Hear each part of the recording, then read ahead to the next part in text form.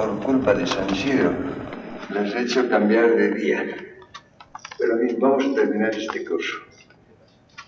Hemos visto desde una perspectiva doble lo que ha pasado con Ortega desde la perspectiva suya, personal e intelectual, y por otra parte la articulación con la mía propia, que me he ocupado durante casi toda mi vida de Ortega. Y digo durante casi toda mi vida porque, aunque él murió el año 55, yo me he seguido ocupando de él hasta ahora, leyéndolo, releyéndolo, pensando sobre él, escribiendo sobre él, de modo que la continuidad es absoluta. Creo que muy pocos casos se habrán dado en la historia de una relación tan próxima, tan duradera, tan larga, tan, no sé, en muchos sentidos muy próxima. Pero vamos a llegar al final y hay un problema que quiero tocar un poco. Ortega ha tenido una fama enorme, una fama universal.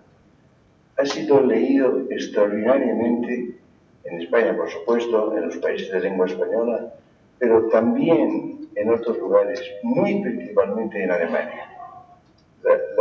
El conocimiento de Ortega en Alemania no tiene comparación con el que he tenido en otros países.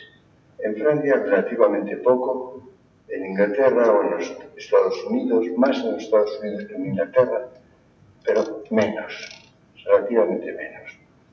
En Alemania sí. En Alemania ha sido un autor conocido, leído, comentado, popular, admiradísimo. Pero hay que hacer una salvedad. Y es que del pensamiento filosófico de Ortega no se han enterado mucho, ni siquiera en Alemania. Este es un hecho. Yo conozco muy bien el pensamiento alemán de nuestros siglos. Ha sido extraordinario. Las figuras que han aparecido en Alemania desde comienzos del siglo XX me refiero, han sido extraordinarias y han tenido evidentemente un cierto nivel, una cierta comunidad. Por ejemplo, yo digo del pensamiento de Heidegger, que es el más importante de todos ellos, que es una filosofía coetánea con la de Ortega. Son el mismo nivel de generación.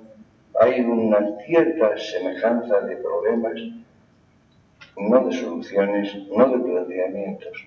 Pero en definitiva, si ustedes recorren la filosofía alemana, en ella no hay propiamente una huella importante de Ortega. No ha sido realmente conocido, asimilado, no lo ha poseído. En cambio, hay algo que es particularmente importante, y es que en España ese destino ha sido distinto. En España, por muchas razones, la historia del pensamiento en España en los últimos decenios ha sido bastante distinta de otros lugares. Ha sido un pensamiento, en España ha sido enormemente leído. La influencia de Ortega en España ha sido no solamente filosófica, también lo ha sido, por supuesto, pero no solo. Ha tenido la función, diríamos, de fecundar y de llevar a un contenido filosófico a las demás disciplinas. Si ustedes repasan la cultura española del siglo XX, sobre todo de la segunda mitad del siglo XX, pero en gran parte de la primera, verán ustedes cómo en todos los campos aparece una huella de Ortega, lo cual quiere decir una huella de la filosofía. Si ustedes comparan lo que ha ocurrido en literatura, en historia del arte, en sociología, en psicología, en otras lenguas, en otros países, verán ustedes cómo los cultivadores de estas disciplinas han tenido no mucho que ver con la filosofía. En España no. En España ha ocurrido que han tenido un conocimiento de Ortega, quizá no propiamente filosófico, quizá no íntegramente filosófico, pero Ortega era radicalmente filósofo. La filosofía aparece en todos sus escritos. Mucha gente que no era capaz de leer en serio un libro de filosofía, ha leído enormemente la obra de Ortega, que tiene un campo, un horizonte amplísimo, y en ello ha encontrado la filosofía. Recuerden ustedes, en este curso les dije que la mejor introducción a Ortega es El espectador. El espectador es una obra múltiple, 8 pequeños volúmenes, en que se habla, yo diría, de todo, con una belleza literaria, con un atractivo literario extraordinario, con una variedad de cuestiones, de incitaciones, de promesas increíble. Y todo eso no parece filosofía, pero lo es. En nuestra época hay muchos libros que parecen filosofía, pero no lo son. En el caso de Ortega ocurre lo contrario. Los escritos que no parecen filosofía, que no se presentan como tal filosofía, son filosofía. La llevan dentro, porque la llevan desde el punto de vista, en la perspectiva. Ortega veía las cosas, las vivía filosóficamente. Y los innumerables españoles, al decir españoles, incluidos los de ultramar, los lectores en español de Ortega, han recibido, diríamos, una dosis de filosofía casi sin darse cuenta. Han tenido un contacto personal, eficaz, vivísimo con la filosofía. Esto ha sido decisivo. Esta ha sido la razón de que en España haya habido una actitud, diríamos, de contagio filosófico que se ha extendido a todas las disciplinas. Si ustedes repasan lo que se ha hecho en España en historia del arte, en historia de la literatura, en psicología, en sociología, incluso en ciencias, en medicina, verán ustedes cómo ha habido una huella de Ortega que en el fondo era una huella filosófica. Por otra parte, en Europa entera ha ocurrido algo muy desastroso.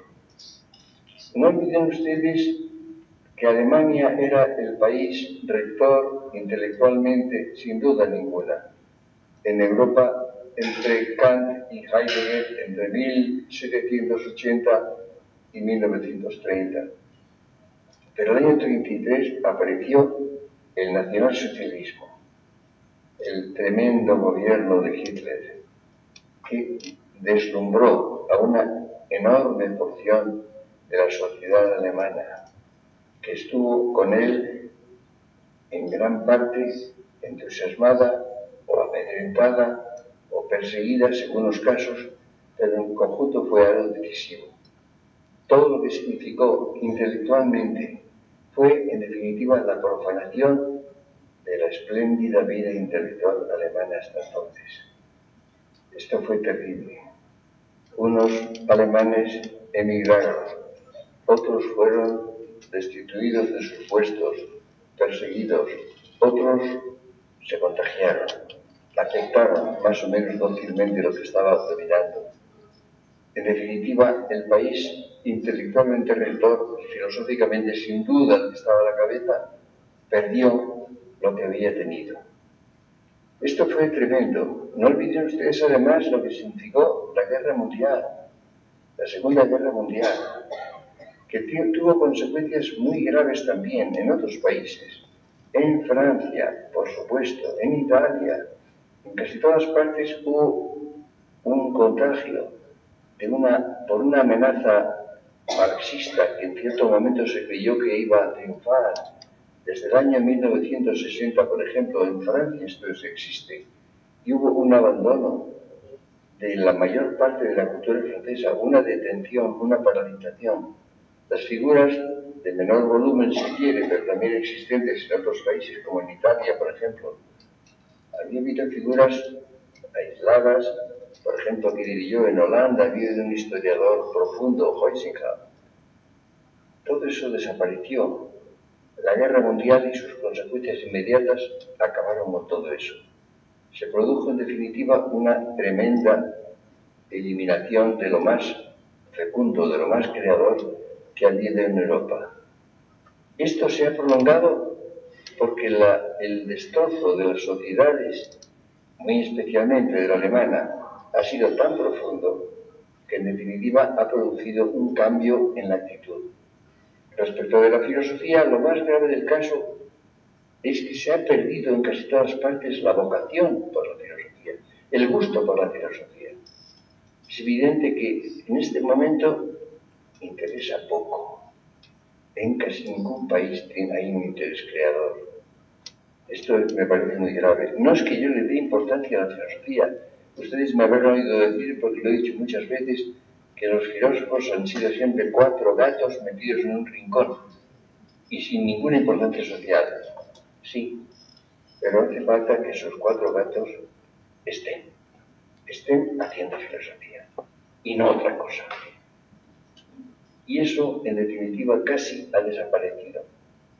Evidentemente, si ustedes tienen alguna precisión y ven ustedes lo que ha sido la producción filosófica de muchos países europeos hasta un cierto momento y lo que ha sido después, yo qué sé, es algo doloroso, enormemente penoso.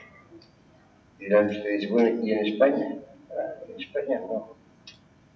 En España acabo de decirles a ustedes justamente que ha habido una especie de contagio filosófico en todas las disciplinas.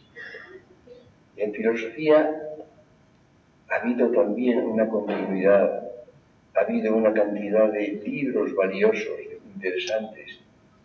La filosofía, a pesar de las tremendas dificultades, no olviden ustedes, porque no es difícil olvidarlo, que la huella de Ortega fue eliminada radicalmente desde la Guerra Civil. Nadie que tuviera que ver con Ortega pudo estar enseñando en España filosofía. Otra cosa sí. Eso determinó un hecho que he comentado, que es que las personas con vocación filosófica que había en España, en su casi totalidad, decidieron ocuparse de otras cosas. Tal vez llevaban el germen de Ortega dentro, tal vez llevaban la incitación a la filosofía, la cierta familiaridad con la filosofía, pero prefirieron ocuparse de otras disciplinas y poder enseñar, poder estar en la universidad, poder tener una vida normal y no de exiliado interior. Esto ha sido decisivo, evidentemente, pero eso ha quedado y ha habido una serie de esfuerzos grandes, llenos de dificultades, de mantener una actitud filosófica, en parte en España, en parte en el exilio. Pienso, por ejemplo, en la figura de José Gaos, discípulo de Ortega, que vivió después de la guerra en México, o entre otras personas más, y ha habido otros que no vivían de eso, que venían de otro origen, como Ferrer Mora, que hizo su obra también en países extranjeros, sobre todo al final en Estados Unidos, pero que han mantenido evidentemente una cierta continuidad con lo que se hacía en España. Pero en España, en todos los campos, ha habido esa huella de Ortega. Cuando Ortega volvió a España y cuando el año 48 fundó el Instituto de Humanidades, esto fue una sacudida tremenda para la vida intelectual española, llena también de dificultades, de hostilidades, de todo lo que se quiera. Por ahí estuvo. Y eso fue un germen absolutamente capital. Esto ha hecho que la situación española, por muchas razones, que no son estrictamente filosóficas, haya mantenido una continuidad de la actitud filosófica, de la capacidad de entender filosofía. El hecho de que están ustedes aquí siguiendo un curso de filosofía bastante largo, probablemente bastante latoso, en un número que no creo que se pueda encontrar en ningún otro país. Esto quiere decir que la sociedad española ha estado impregnada de filosofía en todos los campos, incluso en la vida cotidiana, en la vida particular, en la vida personal. Para los españoles no ha sido ajena a la filosofía en todo el siglo XX. No lo ha sido ni poco ni mucho, en una dosis que me parece que no se encuentra quizá en ninguna parte. Esto por eso se refiere, diríamos, a los fenómenos históricos, a los fenómenos sociales, al estado de las diferentes sociedades. Pero además hay otra cosa. Hay otra cosa y es esta. El pensamiento creador europeo, especialmente alemán, francés, inglés siempre un poco secundariamente, porque desde que los ingleses empezaron a escribir en inglés y no en latín, como en la Edad Media ha habido una especie de escisión del pensamiento continental. Y ha habido una propensión también a ocuparse de otros temas, de otras cuestiones, no estrictamente filosóficas. También ha pasado el tiempo de Whitehead, o de Russell, o de Collingwood, que representaban, o Wright incluso, que representaban algo valioso también. Después, la cosa es un poco menos interesante. Yo recuerdo, es un recuerdo sin importancia ninguna como mío, pero que me pareció revelador. Yo estuve dando unas conferencias en Inglaterra, en casi todas las universidades inglesas, y recuerdo que una muy restringida en Nottingham, recuerdo era para profesores y estudiantes graduados, y al final había diálogo, y un profesor, después de leer en inglés, dijo, y además ya era hora de hablar de cosas interesantes. Esto me pareció interesante porque en Inglaterra se había puesto en el análisis lingüístico y ese tipo de cosas y no acababan de interesarse, en definitiva. Ha habido, por tanto, una especie de retracción general del pensamiento. Y esto ha llevado a la pérdida de lo que llamaríamos el hábito filosófico, la vocación por la filosofía, el interés por ella, el gusto también por ella, no olvidemos esto. Digo la palabra gusto porque Robert Curtius recordó que Ortega le había devuelto después de la Primera Guerra Mundial el sentido y el gusto de la filosofía a los alemanes. Esto lo dijo esa gran figura que era Curtius. Pues bien, esto, en la pérdida del gusto. Quizá en España ha habido más que dominio, ha habido gusto por la filosofía, ha habido afición.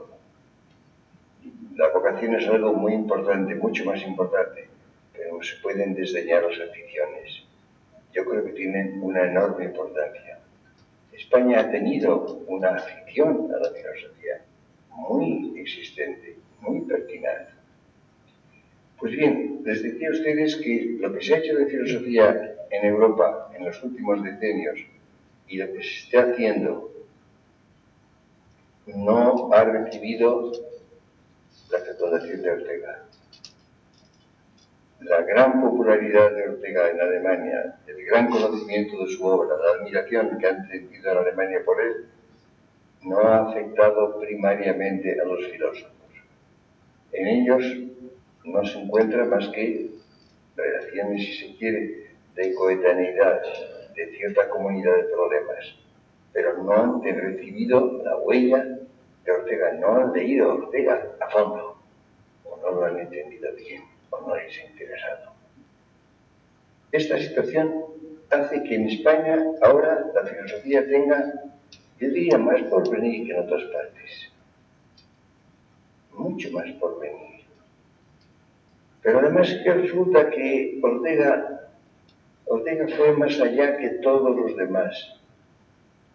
No olviden ustedes que el gran descubrimiento de la filosofía europea en el siglo XX, a mediados, la primera mitad y a mediados del siglo XX, fue la vida, la idea de la vida, con varios nombres, Dasein en Heidegger, en otros lugares, subjetividad, según los países, según las lenguas. Pero en definitiva, el gran descubrimiento, lo que ha caído en la cuenta del siglo XX ha sido que la realidad humana, la realidad primaria es la vida. Ahora bien, esto es el primer descubrimiento capital de Heidegger, de Ortega desde su primer libro. Yo soy yo y mi circunstancia. Una fórmula que elimina totalmente toda recaída en el realismo, pero también el idealismo. Yo soy yo y mi circunstancia. Esta es mi vida. La vida que es algo que me es dado, que he recibido yo, de la cual no soy autor, pero que tengo que hacer. Es una tarea, es una empresa. Yo tengo que hacer mi vida con las cosas, naturalmente, en mi circunstancia y con ella. Pero al mismo tiempo, este planteamiento que va más allá de lo que han hecho los demás. No olviden ustedes, por ejemplo, de Heidegger. Heidegger dice que el tema de su libro Capital, Sein und Zeit, es el sentido del ser en general, del Sinn des Seins überhaupt. Y esto es lo capital, es el tema de Heidegger, el sentido del ser en general. Pero resulta que para entrar en eso tiene que ocuparse de lo que llama el Dasein, que yo traduzco por el existir. Dasein es un verbo, el verbo existir, y en español como en alemán hay la posibilidad del infinitivo sustantivado, el existir. El existir que es condición para plantear el problema del ser, porque justamente el hombre vive en el ámbito del ser. Pero Ortega dice algo distinto, creo que mucho más radical. Ortega dice que la realidad radical es mi vida. Y por tanto, el estudio de mi vida es la metafísica, no una introducción o un preámbulo para hacer metafísica. Y por otra parte, no se queda en el ser. La ontología, el estudio del ser, es muy importante y evidentemente tiene una larguísima tradición filosófica desde Grecia. Pero Ortega distingue entre el ser, que es una interpretación, y la realidad, que es aquello que hay que interpretar, lo que hay. Una cosa es el ser, lo que es, y otra cosa es lo que hay. Algo que es mucho más amplio. No es seguro que todo lo que hay tenga ser, o pueda ser conocido como ser. El ser es la interpretación del ser, de lo que hay, en la medida en que es posible. Es decir, hay un paso mucho más profundo. Hay otro aspecto entero en que también Ortega ha ido mucho más allá que los demás, y es la razón. Es interesante, a veces me parece sobrecogedor el que todo el pensamiento mundial no ha dado un paso adelante desde muchos decenios, casi un siglo, en la comprensión de lo que es razón. Es curioso, hay lenguas en las cuales la palabra razón se emplea poco. Piensen ustedes, por ejemplo, en inglés, la palabra reason se emplea relativamente poco. Se habla de mind, se habla de thought, pensamiento. La palabra razón no se emplea mucho. Es curioso, se confunde inteligencia con razón. Son cosas distintas. La inteligencia es algo que el hombre comparte con los animales. Los animales son inteligentes, algunos muy inteligentes. No tienen razón. Eso les falta. Yo digo a veces que hay un hecho elemental, es que con un animal tan inteligente como el perro, no se le puede decir mañana a las 5. Sí, es una trivialidad, es decisiva. No se puede uno citar con un perro para mañana a las 5. Y es inteligente, muy inteligente. El animal es más inteligente que el niño pequeño. El niño pequeño, muy pequeño, es menos inteligente que un animal inteligente. Sí, pero tiene razón.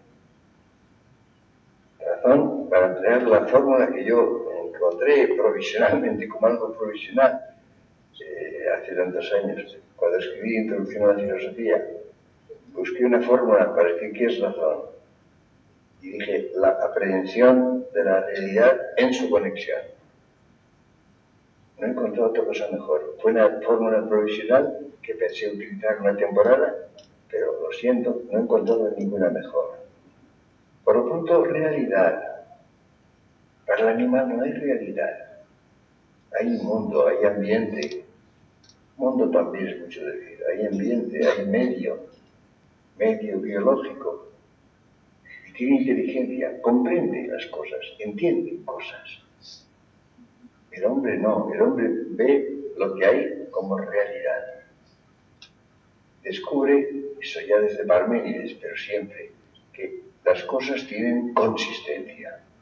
¿Consisten en qué? No, lo importante no es eso, es que consisten.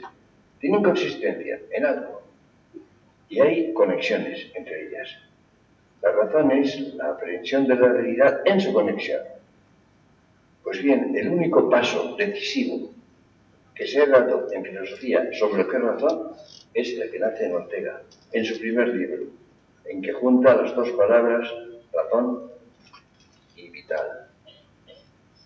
Cuando dice esa oposición entre la razón y la vida, de que tanto gustan los que no quieren trabajar, me parece sospechosa.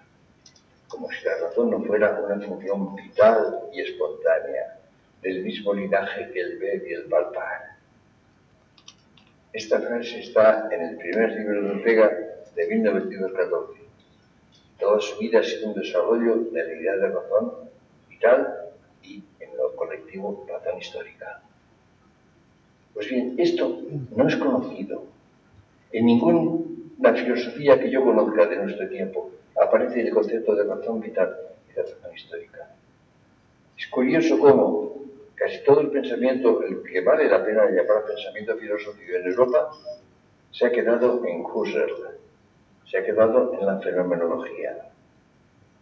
En la fenomenología, curiosamente, en una fase final, muy al final de la vida de Husserl, en que cayó en la cuenta de que hay un Lebenswelt, o una Lebenswelt, porque el mundo en alemán es femenino, es decir, un mundo vital,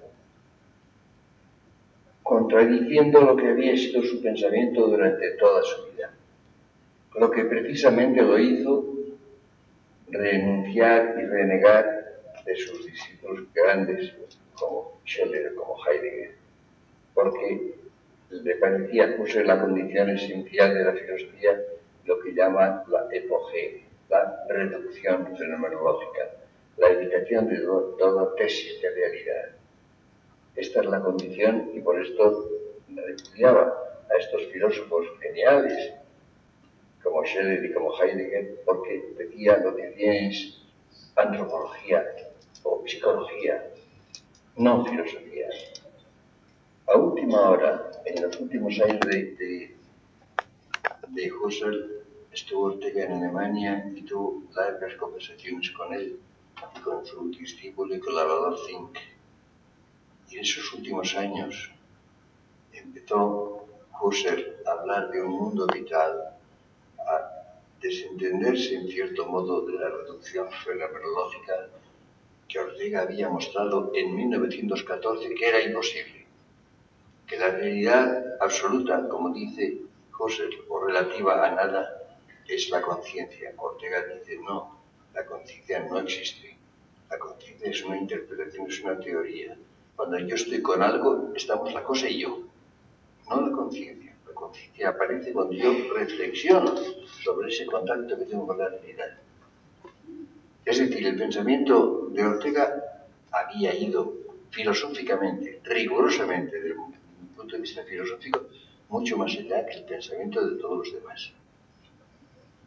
Lo cual quiere decir que la filosofía europea y secundariamente americana, la filosofía en América había tenido un poco un desarrollo menor, entre otras razones porque un pueblo joven no tiene la necesidad absoluta de la filosofía que tienen los países viejos. Ahora ya sí. Yo recuerdo en el libro que escribí sobre los Estados Unidos, el año 56, después de enseñar filosofía en Yale, que era, por cierto, el mejor departamento de filosofía que había entonces en los Estados Unidos, dije, llegará pronto el momento en que los Estados Unidos necesiten la filosofía. Temo que cuando esto ocurra la encuentren suplantada. Es la palabra que empleé. Suplantada. Sustituida por otras cosas distintas. En parte por la imitación del europeo, en parte por el número grandísimo de emigrados europeos que hubo en los Estados Unidos durante y después de la Segunda Guerra Mundial. Evidentemente esto en cierto modo ha ocurrido. Yo no sé, estoy seguro, tengo la impresión de que el equipo que enseñaba al mismo tiempo que yo en Yale no ha tenido quizás sucesores equivalentes.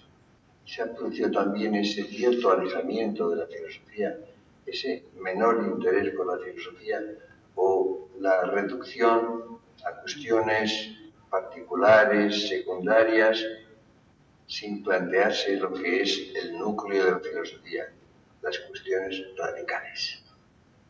La filosofía es algo que se caracteriza por las preguntas, por los problemas. Si no se plantean las cuestiones radicales, no es filosofía, es otra cosa. Es decir, nos encontramos con lo siguiente, en una situación que es, en definitiva, bastante triste, por la pérdida del interés filosófico, de la vocación filosófica en casi todo el mundo. España queda como una excepción. Por una vez las cosas son así. España no ha sido creadora en filosofía, salvo en momentos muy especiales. Además, la filosofía española más interesante, hasta el siglo XVII se escribía en latín.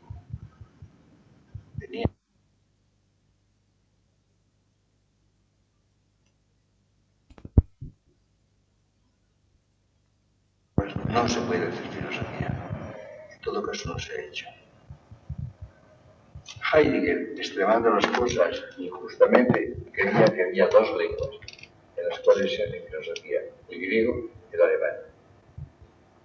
Unas cuantas más también. En español se había hecho muy poca. Hasta nuestro siglo no se había hecho filosofía creadora, filosofía original en español. Las figuras del siglo XIX, como Sanz del Río, como Balmes, muy interesantes, muy valiosas, no eran creadoras.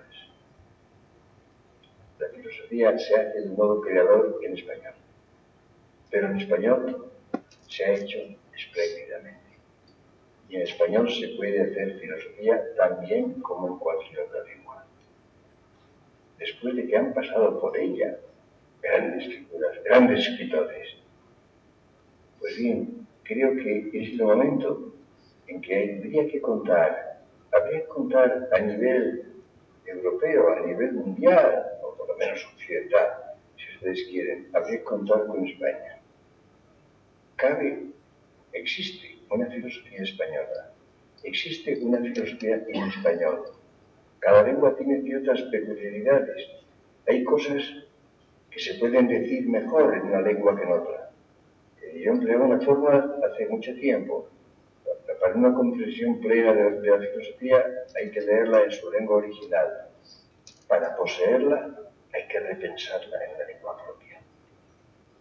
Hay que leer a los griegos en griego, sí, pero para poseerlos hay que repensarlos en español. Y lo mismo digo de los franceses, de los alemanes, de los ingleses.